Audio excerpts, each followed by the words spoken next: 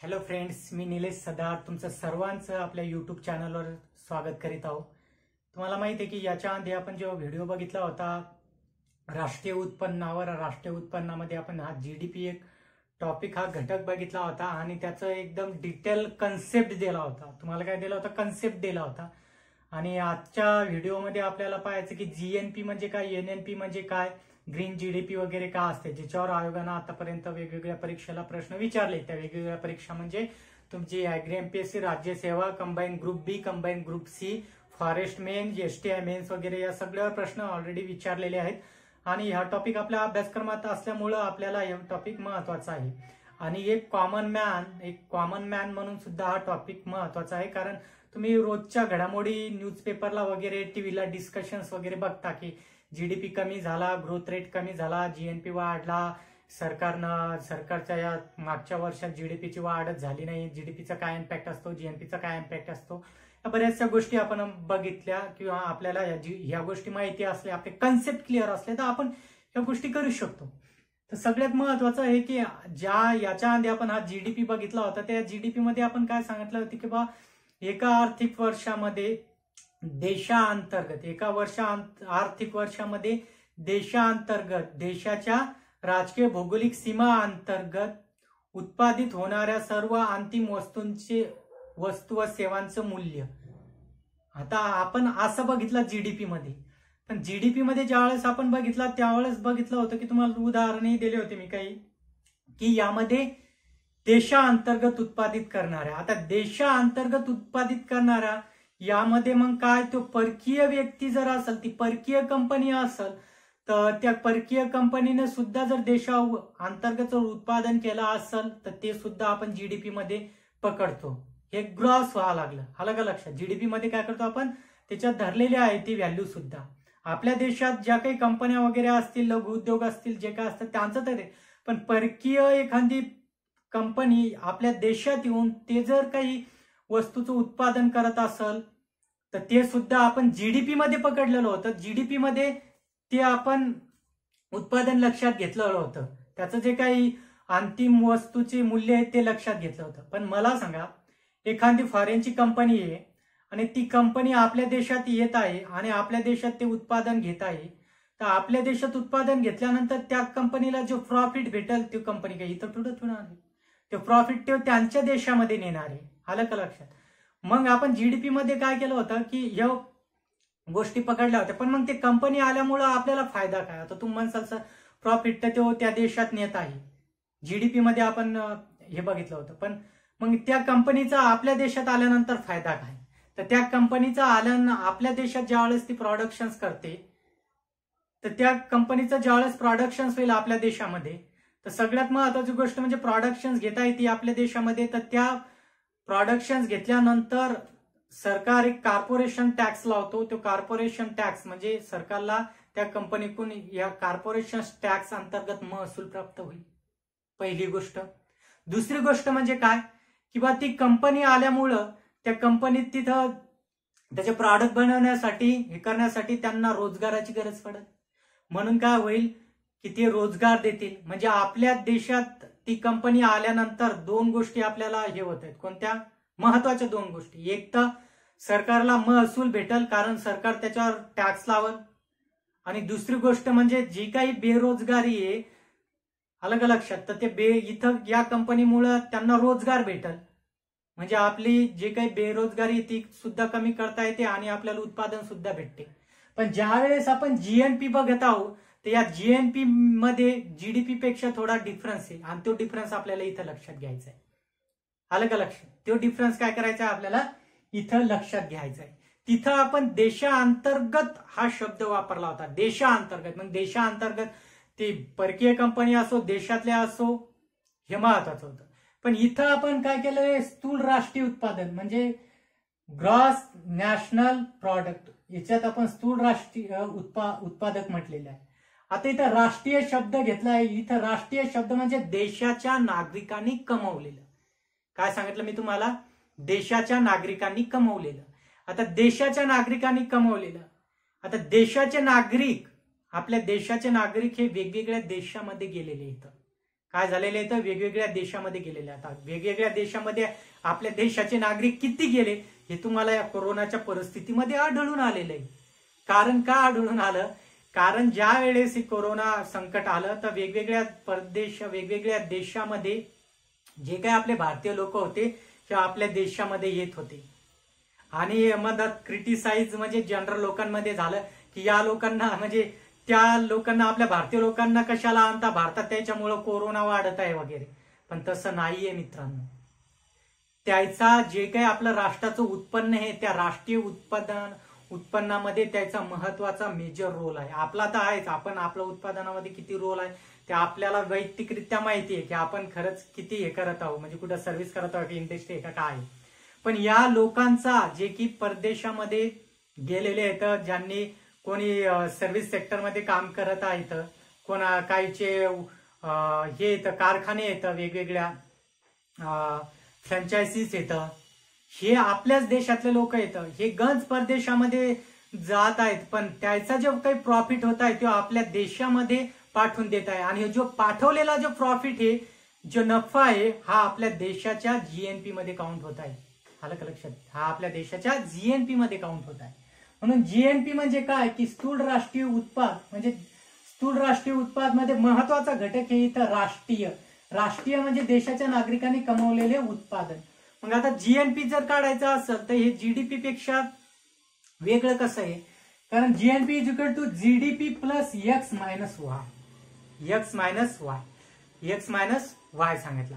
आता तुम्हाला अजून, कारण मी कन्सेप्ट क्लिअर करत आहो, हा व्हिडिओ थोडा म्हणजे जास्त मिनिटात बनवू शकतो पण कन्सेप्ट क्लिअर पाहिजे, कारण त्यांनी विचारलं तर आपल्याला या गोष्टी आहेत. आता सपोज हे पेन बनवणारे एक कंपनी आहे, ही भारतीय कंपनी आहे. ही पेन बनवणारी कोणती कंपनी? ही भारतीय कंपनी. ही आपल्या इंडियामध्ये पेन हे जे काही मार्कर येते हे बनवत आहे आपल्या इंडियामध्ये. पण हीच भारतीय कंपनी अजून दुसऱ्या देशामध्ये ही सुद्धा एखादा युरोपियन देश असेल तिथं जाऊन ही भारतीय कंपनी काय करत आहे, पेन बनवत आहे. आलं का लक्षात? आता ही भारतीय कंपनी झाली आणि सपोज आता हे सॅनिटायझर आहे, हे सॅनिटायझर ही एक जर्मनीची कंपनी आहे आणि ही कंपनी काय करत आहे, आपल्या भारतामध्ये सॅनिटायझर बनवत आहे आणि तिच्या देशामध्ये सुद्धा काय करत आहे, सॅनिटायझर बनवत आहे. आता या दोन वेगवेगळ्या कंपन्या, म्हणजे ही आपल्या देशातली आणि ही बाहेरची. आता आपल्या देशातली कंपनी काय करेल, आपल्याला जी काही बाहेरच्या देशामध्ये हिला जो काही प्रॉफिट होईल तो प्रॉफिट काय करेल, आपल्या देशामध्ये पाठवून देईल. आणि हिचा जो काही प्रॉफिट आहे या कंपनीचा, ही जर्मनीची कंपनी, हिला जो काही नफा होईल, ही जी काही कमवल हिचे देशामध्ये काय करेल, पाठवून देईल आणि अजून काही त्याचा उद्योग वगैरे फ्रँचायझीज वगैरे किंवा त्याचा उद्योग अजून डेव्हलप करत. आलं का लक्षात?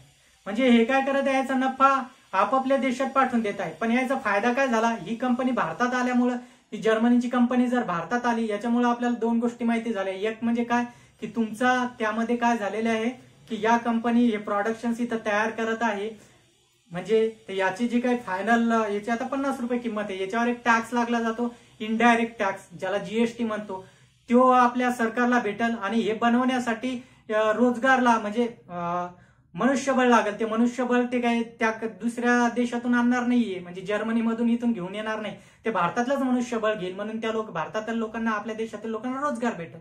हे सगळ्यात महत्वाचं आहे इथं समजून घेणं. आलं का लक्षात? हा कन्सेप्ट इथं क्लिअर झाल्यानंतर तुम्हाला जीएनपी म्हणजे काय, जीडीपी जो ऑलरेडी तुम्ही पाहिला होता, प्लस याच्यातून काय करायचं, एक्स आणि एम. एक्स म्हणजे फॉर हे काय केलेलं होतं, तुमचं एक्सपोर्ट मधला एक्स घेतलेला आहे, याच्यातला एक्सपोर्ट मधला एक्स घेतलेला आहे आणि एम हा इम्पोर्ट मधला घेतलेला आहे, एम हा इम्पोर्ट मधला एम घेतलेला आहे. हे झाला एक्सपोर्ट मधला आणि हे झाला एम. आता एक्स म्हणजे काय की बा स्वकीयांनी म्हणजे आपल्या देशातील लोकांनी परदेशात कमावलेले उत्पादन. म्हणजे काय सांगितलं होतं की बा आपल्या देशातले लोक जे काही वेगवेगळ्या कंट्रीमध्ये जायला गेलेले होते, सध्या काही भारतात आले या कोरोनाच्या परिस्थितीमुळे, कारण तिथल्या देशांनी एक वेगळ्याच पद्धतीच्या आता तिथले विधेयक पारित करून आता कुवेत वगैरे जे काही सौदी अरेबिया मधले हे देश आहेत, या देशामधून आता तिथल्या देशाने एक विधेयकच पारित केलं की बा आता आम्हाला जास्त, कारण काय झालं होतं की हे जे काही तिथल्या देशाची लोकसंख्या पेक्षाही बाहेरून येणारे जे लोक होते, बाहेरून येणारे वेगवेगळ्या देशामधून येणारे यांची संख्या जास्त झाली होती आणि त्यांनी सांगितलं की आम्हाला आता हे प्रमाण कमी करायचंय. तर बरेचशा देशातून आलेले आहेत आपल्या देशामध्ये आलं का लक्षात? तर हे लोक होते, तर याच्यामुळे आपल्या देशाला काय फायदा व्हायचा की हे यायची जे काही आपल्याला एक फॉरेन करन्सी होती, ही आपल्याला फॉरेन करन्सी भेटत होती. आणि फॉरेन करन्सी तुम्हाला माहिती आहे, आंतरराष्ट्रीय व्यवहार हे सगळे फॉरेन करन्सीमध्ये चालतात, डॉलरच्या वगैरे स्वरूपात, आणि आपल्याला ते महत्वाचं होतं. त्याच्यामुळे हे लोक गरजेचे होते. आणि त्याच्यामुळेच भारत शासनाने काय केलेलं आहे, या लोकांना आणण्यासाठी वेगवेगळे आपले विमानं, एअर इंडियाचे विमानं, वेगवेगळ्या योजना अंतर्गत, वंदे भारत योजनेअंतर्गत आपण त्यांना देशात घेऊन आलो. कारण काय आहे, कारण संकटाच्या वेळी आपलं काम आहे की त्यांना आपल्या देशात आणणं. कारण आतापर्यंत तर ते आपल्याला राष्ट्रीय उत्पन्नात त्याचा खूप महत्वाचा वाटा आहे. हे कसं, कारण पहा, यक्स म्हणजे काय की स्वकीयांनी परदेशात कमावलेले उत्पन्न, यम मायनस काय करायचं, परकीयांनी देशात कमावलेलं उत्पन्न. आता परकीयांनी म्हणजे काय की बा ही जर्मनीची कंपनी आहे, या देशांनी आपल्या देशात कमावलेलं उत्पन्न हे मायनस करायचं आहे. आणि हे जे येतं आपले पेन किंवा या आपल्या कंपनीनं ज्या परकीय देशात जे काही कमावलेलं आहे ते उत्पन्न, हे महत्वाचं इथं लक्षात घ्यायचं. म्हणजे आपल्या देशातील लोकांनी परदेशात कमावलेले उत्पन्न, आणि यम म्हणजे काय, परकीयांनी देशात कमावलेले उत्पन्न, हे काय करायचं, मायनस करायचं जीडीपी मधून. आलं का लक्षात? तुमचं जीडीपी मधून काय करायचं, मायनस करावं लागेल. इथं जीडीपी म्हणजे आपण ग्रॉस बघितलं होतं. आलं का लक्षात? म्हणजे इथं तुम्हाला एन फॉर राष्ट्रीय, राष्ट्रीय म्हणजे भारताची राष्ट्रीयत्व असणारी जी काही व्यक्ती आहे, जी परदेशात राहते, तर ती व्यक्ती, त्या व्यक्तीनं कमावलेलं उत्पन्न, असं इथं. हे झाला तुमचा जीएनपी. आता जीएनपी जो असते, तर आता सपोज जर यक्स हा यम पेक्षा मोठा असेल तर काय होईल.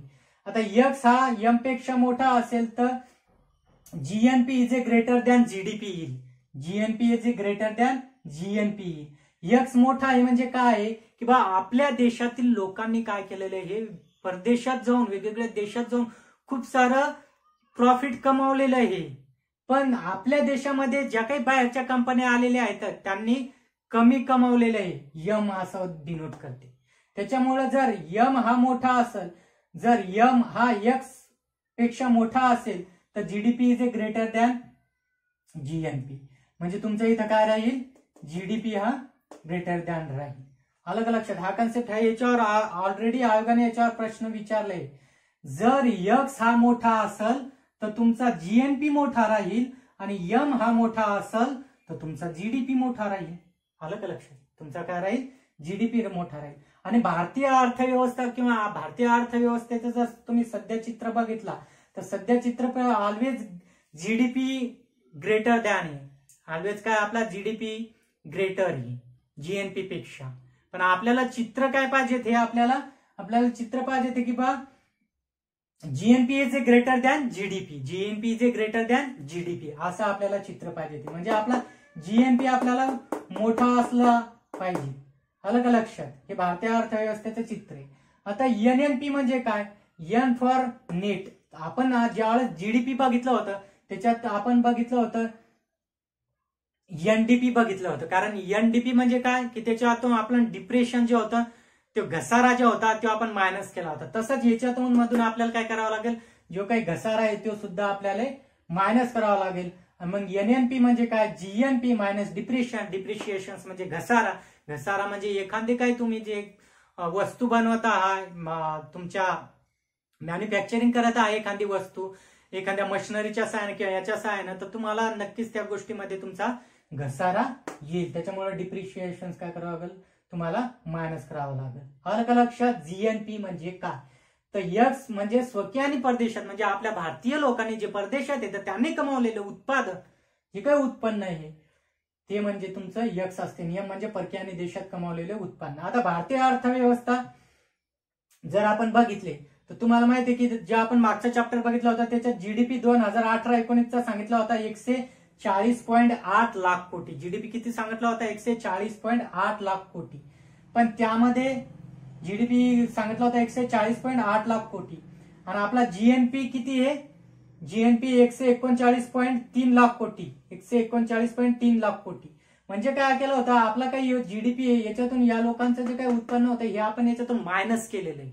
आलं का? कारण हे याचा प्रॉफिट घेऊन जातील ना कंपन्या, ते काही आपल्या देशात थोडं ठेवतील, ते त्याचा प्रॉफिट घेऊन जातील. आपल्या भारतीयांनी बाकीच्या देशात जे काही प्रॉफिट कंपन्याच्या माध्यमातून किंवा सर्व्हिस सेक्टरच्या माध्यमातून कमावलं असेल ते आपल्या भारतात आणतील. म्हणून हे यक्स आणि मायनस आपण केलं होतं. तर आपला जो जीएनपी होता ते 139.3 लाख कोटी आहे. म्हणजे मी तुम्हाला सांगितलं की GDP is a greater than GNP, म्हणजे आपला जीडीपी हा मोठा आहे, जीएनपी लहान आहे. आणि एनएनपी याच्यातून आपण घसारा जर काढला तर घसारा काढल्यावर तुम्हाला माहिती आहे की एनएनपी किती येईल, 123.3 लाख कोटी. आलं का लक्षात? हे झालं तुमचं जीएनपी आणि एनएनपी. आता यासोबत अर्थव्यवस्थेच्या सोबत हेच कन्सेप्ट बघत असताना किंवा देशाचा विकास तर होत आहे, सगळे सारे काही देश विकास करत आहेत. आणि विकास करत असताना आपण जे काही नैसर्गिक साधन संपत्ती आहे याचा कुठंतरी विचार करणं ही गरजेचं आहे.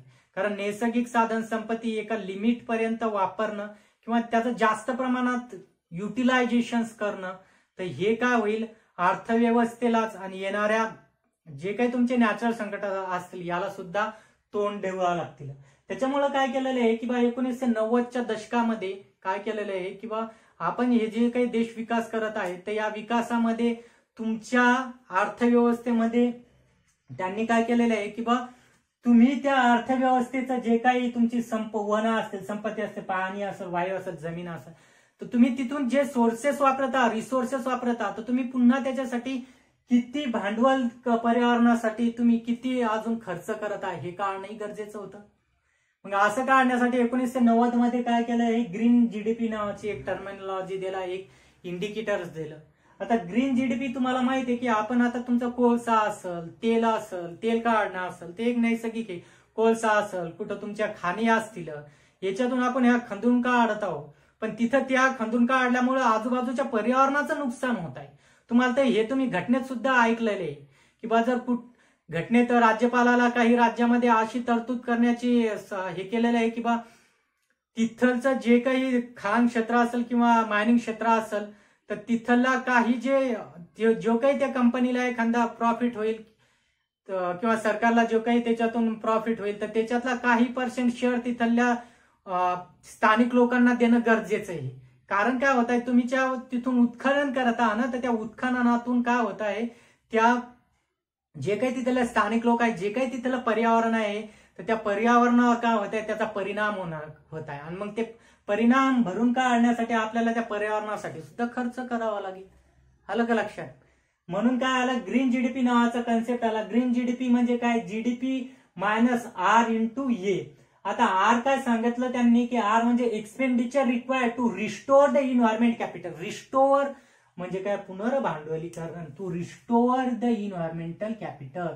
इन्व्हायरमेंटल कॅपिटल म्हणजे पूर्वरत करण्यासाठी. आलं का लक्षात? पूर्वरत करण्यासाठी म्हणजे काय, वन संपत्ती या पर्यावरणीय भांडवलाचा पूर्वरत करण्यासाठी जो काही खर्च लागणार आहे that is called as R. आणि मायनस हे काय म्हणणार ते की expenditure required to avoid the destructions of environmental capital. म्हणजे पाणी, वायू, जमीन यावर मात करण्यासाठी किंवा परिस्थिती पुनर्वत करण्यासाठी तुम्हाला त्याच्यावर खर्च करणं गरजेचे आहे. आता तुम्ही जनरली बघता की एखाद्या ठिकाणी प्रोजेक्ट आला किंवा प्रकल्प आला किंवा एखादा हायवे बनत आहे, तर त्या हायवे बनताना तिथं झाडं असतील तर सरकार असं हे करते किंवा पर्यावरण जे आपले कार्यकर्ते असतात तर ते सरकारला असं करतात की तुम्ही जर इथले एवढे झाडं तोडत असाल तर पुन्हा तेवढे झाडं लावा तिथं किंवा त्यापेक्षा जास्त झाडं लावा. तर याच्यावर तुम्ही बरेच न्यूजपेपरमध्ये ऐकता. म्हणजे काय करत आहे आपण, विकासाच्या नावाखाली काय हे करत आहोत, पण हे पर्यावरण ही शाश्वतरित्या असणं गरजेचं आहे. कारण विकास तर करत आहोत पण हा विकास शाश्वतरित्या झाला पाहिजे. याला 1990च्या दशकात मध्ये हे आलं. मग असाच प्रयत्न कोण केला होता, चायनाने केला होता. 2006 मध्ये चायनानं सर्वात प्रथम ग्रीन जीडीपी मोजला होता 2006 मध्ये. पण त्यांना त्याचा जो जीडीपी आहे अशा प्रकारचा जीडीपी मोजल्यामुळं, कारण त्यांना पुन्हा डिप्रिशिएशन तिथे करायचं काम पडलं होतं, त्याच्यामुळे त्याचा जीडीपी कमी भरला आणि त्याच्यानंतर 2007 पासून त्यांनी ती जीडीपी मोजणं बंद केलं होतं. पण यावरच नंतर भारतामध्ये सुद्धा विचार चालू झाला आणि भारतामध्ये जे काय आपले पर्यावरण मंत्री होते, माजी पर्यावरण मंत्री जयराम रमेश यांनी 2011 मध्ये पार्थ दासगुप्ता जे की केम्ब्रिज विद्यापीठाचे प्रोफेसर होते यांच्या अंडरमध्ये एक एक्सपर्ट ग्रुप नेमला होता, तज्ञ ग्रुप नेमला होता. आणि आपल्या भारतात सुद्धा असं काही ग्रीन जीडीपी मोजता येईल का याचा अहवाल देण्यास सांगितला होता. आणि यांनी अहवाल 2013 मध्ये दिला होता. तर त्यांनी सांगितलं की बा या ग्रीन जीडीपी थोडा कन्सेप्ट अपुरा आहे आणि त्यांनी नवीन एक हे दिलं म्हणजे इंडिकेटर्स दिलं होतं. त्यामध्ये निर्देशांक त्यांनी सांगितलं की बा NNPS sustainable net national production असा त्यांनी नवीन हे दिला, ज्याला की आपण मराठीत म्हणतो शाश्वत निव्वळ राष्ट्रीय उत्पन्न. शाश्वत निव्वळ राष्ट्रीय उत्पन्न तुम्हाला लक्षात घ्या. ऍग्रिकल्चरला आपल्याला सस्टेनेबल आहे टॉपिक, त्याच्यामुळे हे लक्षात घ्या. राज्यसेवेला सुद्धा सस्टेनेबल टॉपिक आहे, त्याच्यामुळे हे लक्षात घ्या. कंबाईन ग्रुपला एक प्रश्न विचारू शकतात.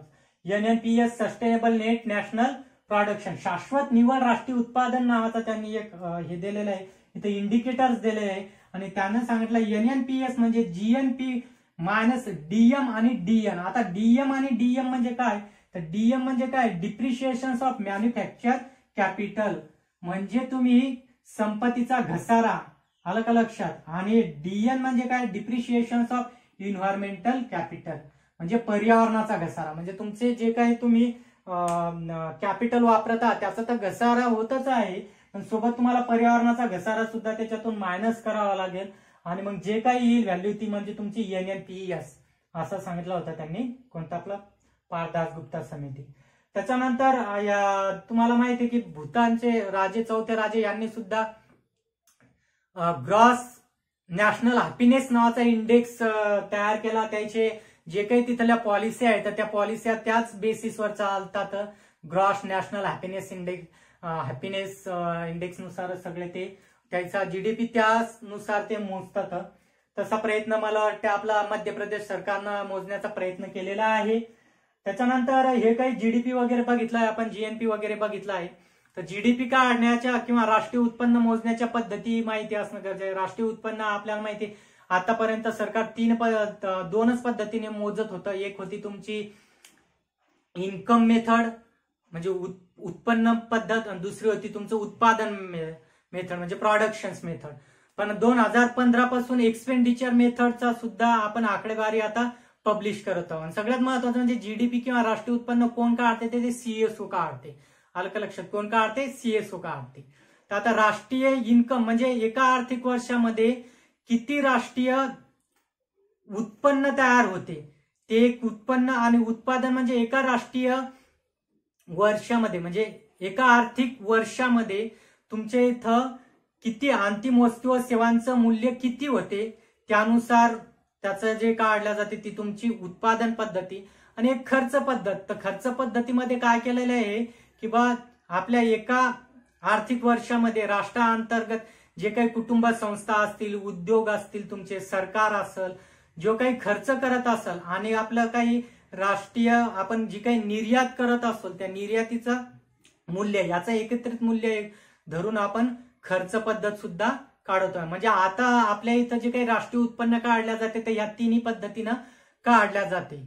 आणि यामध्ये जे काही जे उत्पन्न, जे त्रुटीरहित उत्पन्न म्हणू शकतो ते तुमचं खर्च उत्पादन आहे, ज्याच्यात त्रुटीरहित उत्पन्न आपण काढू शकतो, राष्ट्राचं उत्पन्न काढू शकतो. त्याच्यानंतर याच्यातला एक शेवटचा टॉपिक हे ते म्हणजे CSO आणि NSO. तुम्हाला माहिती आहे मिनिस्ट्री ऑफ स्टॅटिस्टिकल आहे, त्या मिनिस्ट्री अंतर्गत काय केलेले आहेत, ह्या दोन संस्था आहेत. अजून त्या महत्वाच्या दोन संस्था आहेत, एक CSO आणि NASO. तर CSO म्हणजे काय, सेंट्रल स्टॅटिस्टिकल ऑफिस कार्यालय. सेंट्रल स्टॅटिस्टिकल ऑफिस 1951 मध्ये याची स्थापना झालेली आहे. मग आता CSOचं काम काय आहे की बा राष्ट्रीय उत्पन्न मोजणे. सगळ्यात प्रथम जे काही राष्ट्राचं उत्पादन आहे ते मोजणं, म्हणजे तुमचं GDP मोजण्याचं काम कोण करते, CSO वगैरे करते. त्यानंतर राष्ट्रीय लेखे तयार करणं, राष्ट्राचे जे काही लेखे आहेत ते तयार करणं, सांख्यिकी मानक तयार करणं, वेगवेगळे सांख्यिकी मानक तयार करणं प्लस लागू करणं, हे काम CSOचं आहे. सांख्यिकी संबंधित क्रियामध्ये कोऑर्डिनेशन ठेवणं, समन्वय साधणे त्याच्यामध्ये. त्याच्यानंतर वार्षिक औद्योगिक पाहणी करणं, वर्षाचे औद्योगिक जे काही उद्योग येते त्याची वार्षिक पाहणी अहवाल तयार करणं, याचं काम सुद्धा CSO करतं. त्याच्यानंतर IIP index of industrial production, जो की मी उद्योग नावाचं चॅप्टर तुम्हाला शिकवलं होतं त्याच्यामध्ये IIP सांगितला होता. तर त्याचं काम काढण्याचं काम सुद्धा CSOच करते. CPI कंझ्युमर प्राइस इंडेक्स मोजणं, याचं काम सुद्धा कोण करते, CSOच करते. आणि मी तुम्हाला हे सुद्धा सांगितलं होतं की बाबा CPI IIP आणि तुमचा GDP याचं बेस इयर कोणतं आहे, या तिन्ही याचं बेस इयर 2011-12 आहे. तर हे झालं तुमचं CSO. नंतर हे नासो. नासो म्हणजे काय, National Sample Survey Office, not organization. कुठं organization, National Sample Survey Office. 1950 मध्ये याची स्थापना झाली आणि याची पुनर्रचना झाली 1970 मध्ये. याला आपण मराठीत राष्ट्रीय नमुना सर्वेक्षण असं म्हणू शकतो, राष्ट्रीय नमुना सर्वेक्षण कार्यालय. आता तुम्हाला माहिती आहे की तुमच्या घरी तुम्ही कधी बघितलं असेल, काही सर्वे करणारे लोक येतात आणि तो तुम्हाला विचारतात तुमच्या घरी टीव्ही आहे का, हे का, ते का, बरेचशी माहिती तुमच्याकडून ते लिहून घेतात. तर ते काम म्हणजे ते कोण दुसरं कोणी नसून हे नासोचे ह्या असतात, ते सर्वंट असतात. म्हणजे नासो अंतर्गत काम करणारे ते सर्वंट असतात. आणि ते काय करतात, नासोचं काम काय आहे की देशाची, नासो अंतर्गत 4 संस्था येतात. तर ते नासोचं मुख्य उद्दिष्ट काय आपल्याला समजून घ्यायचे, देशाची आर्थिक, सामाजिक, जनसांख्यिकीय, औद्योगिक आणि कृषी संबंधित भरोशाची व सातत्यपूर्ण आकडेवारी गोळा करणं हे काम कोणाचं आहे, नासोचं आहे. आता नासो तुम्हाला, मी ज्या वेळेस तुम्हाला दारिद्र्य नावाचं चॅप्टर शिकवलं त्याच्यात नासोचा तुम्हाला उल्लेख केलेला आहे. नासो बद्दल त्याच्यातही मी माहिती दिलेली आहे. आलं का लक्षात? त्याच्यामुळे ह्या गोष्टी आपल्याला माहिती असणं गरजेचं आहे. त्याच्यामुळे आपल्याला GNP म्हणजे आता पहिलं चॅप्टर आणि दुसरं चॅप्टर मला वाटतं तुमच्या बऱ्यापैकी याच्यात कन्सेप्ट क्लिअर झाले असतील. आता याच्यातला जो तिसरा व्हिडिओ आपला येईल, तर या व्हिडिओ मध्ये तुम्हाला आयोगानं या चॅप्टरवर, राष्ट्रीय उत्पन्न चॅप्टरवर कोणकोणते प्रश्न विचारले होते वेगवेगळ्या परीक्षेला, तो बघणार आहोत. पण तत्पूर्वी तुम्ही काय करा की हा व्हिडिओ मॅक्झिमम जणांना शेअर करा आणि आपला जे काही चॅनल आहे याला सबस्क्राईब करा, तिथं लाल बटन दिलेले आणि बेल नोटिफिकेशन ऑन करा, ज्याच्यामुळे तुम्हाला माझे जे व्हिडिओ येतं ते हे व्हिडिओ आल्यानंतर तुम्हाला माहिती पडेल. तर आपले आतापर्यंत आता जे काही आपले याच्या आधी उद्योग आणि दारिद्र्य, आता राष्ट्रीय उत्पन्नाचा एक टॉपिक आपण याच्यातला तिसरा कव्हर करणार एक व्हिडिओ, ते म्हणजे किंवा राष्ट्रीय उत्पन्नावर कोणकोणते प्रश्न आयोगाने विचारले ते एक टॉपिक आपण याच्यामध्ये कव्हर करणार आहोत. तर त्या पद्धतीने हे जो काही तुमचा या असेल, तुम्ही नक्की कमेंट्स करा, लाईक्स करा, कारण तुमच्या एक लाईक्समुळे मला अजून भरपूर असे व्हिडिओ बनवण्यासाठी याच्यातून प्रोत्साहन भेटते. स्टे होम आणि safe home and keep your study to be continued.